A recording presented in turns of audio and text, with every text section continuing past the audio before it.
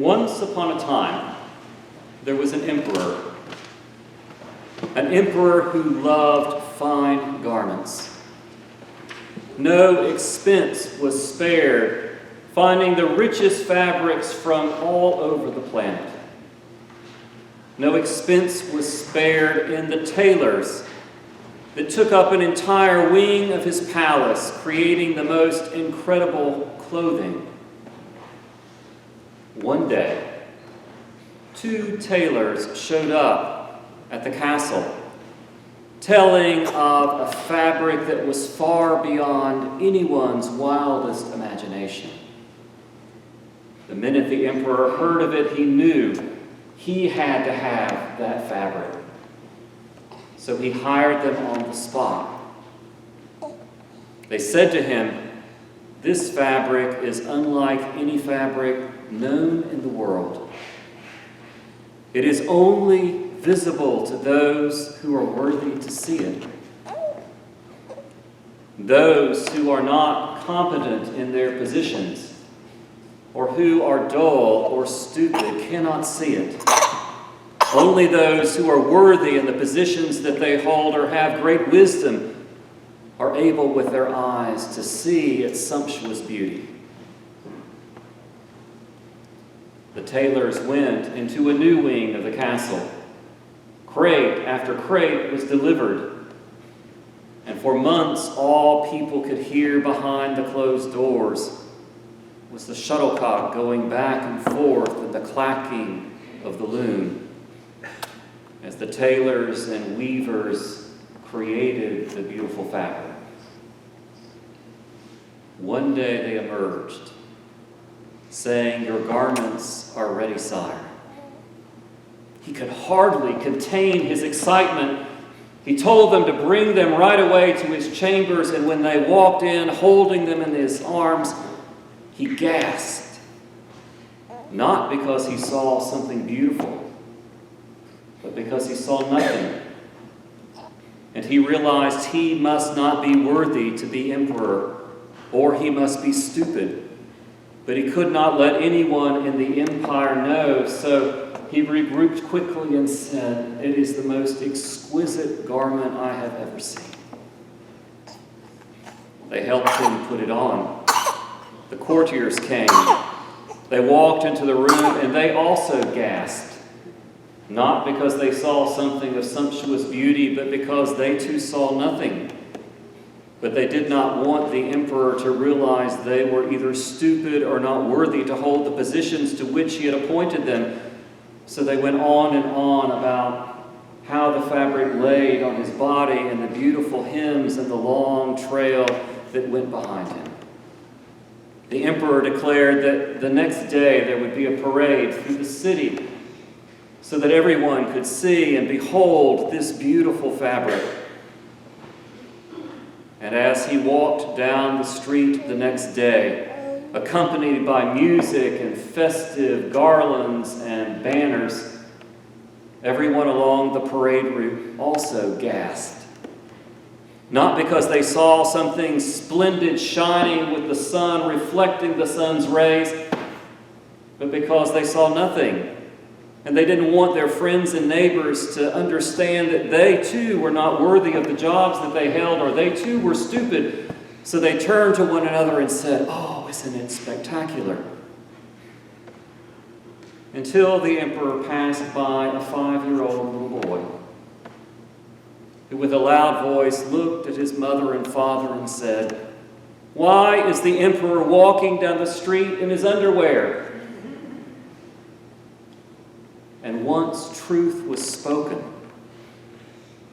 people were brave enough to acknowledge it and began to say to one another, "This is the most preposterous thing we have ever seen." Jesus, after his arrest, when he was speaking to Pontius Pilate, told Pilate that the truth would set him free. And Pilate uttered these words, "What is truth?" Pilate lived in a world and a culture where there were many truths, many beliefs. A parade of preposterous proportions walked down the street of the Empire of Rome every day. Truth was what the powerful said it was. And we today live in a world that is not much different. We just have a different way of expressing it. We say today, well, this is my truth. You have your truth, I have my truth. And we live in a culture which has a preposterous parade which goes down the streets of all of our cities and towns each and every day, and on our online platforms. John the Baptist proclaimed that a king was coming. A king was coming to judge the earth and to bring righteousness to all of creation. And when you judge something, the first step in judgment is to find out what is true. In a courtroom, the whole point of having a prosecution and a defense and witnesses is so that all the stories can get out. And those who are witnessing it, either the jury or the judge, can listen to all of this and can have a sense of what is true. And based on that truth, they can make a judgment. That truth is crucial.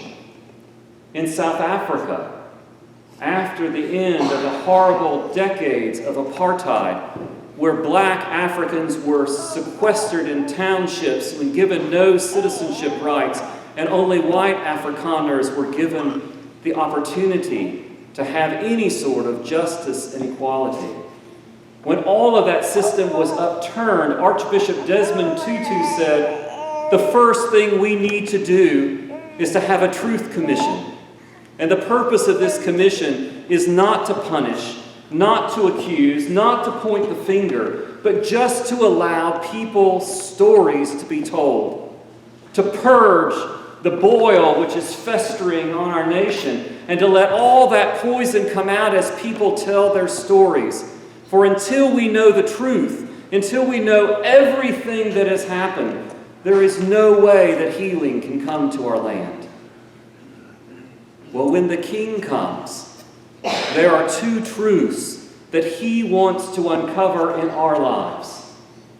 The first is what pain and suffering we have experienced through the selfishness and self-centeredness of others. What cultural things have ground us down? What horrible things have people done to us? How have we suffered at the hands of our sisters and brothers? The King wants that to be brought to light, to heal it, and to make it whole. But the King also wants to bring to light those things that we have done, that have proclaimed and put suffering on other people. And the King expects to bring those to light so that we can repent of them and ask forgiveness. Without truth, there can be no just creation. There can be no peaceable kingdom. The lion cannot lie down with the lamb. But in that great prophecy of Isaiah, he said, a child will lead them.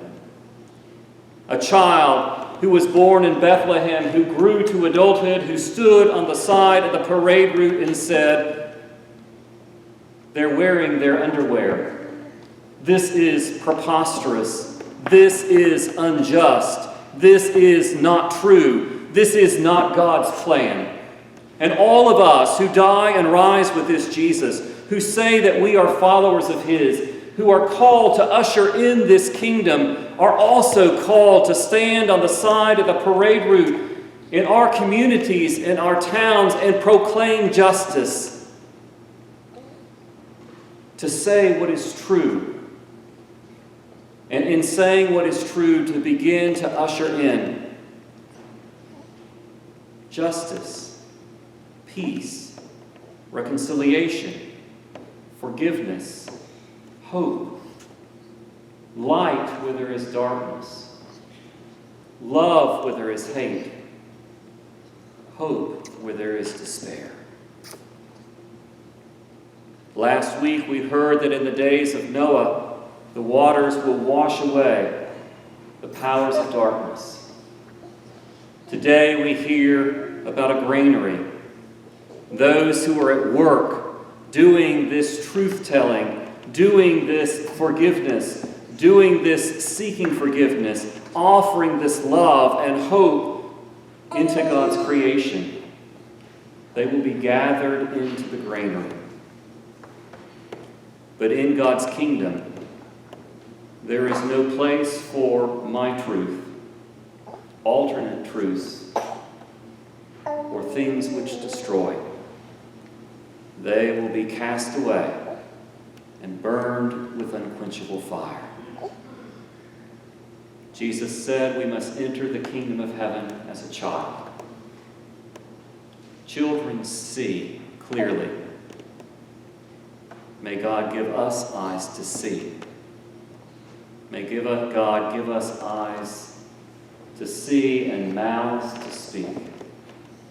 May God give us eyes to see, mouths to speak, hearts to love, and hands and feet to reach out and to bring God's kingdom of justice, peace, mercy, love, and forgiveness. For the King is coming. The only question is, will we be ready? For he comes in righteousness and truth.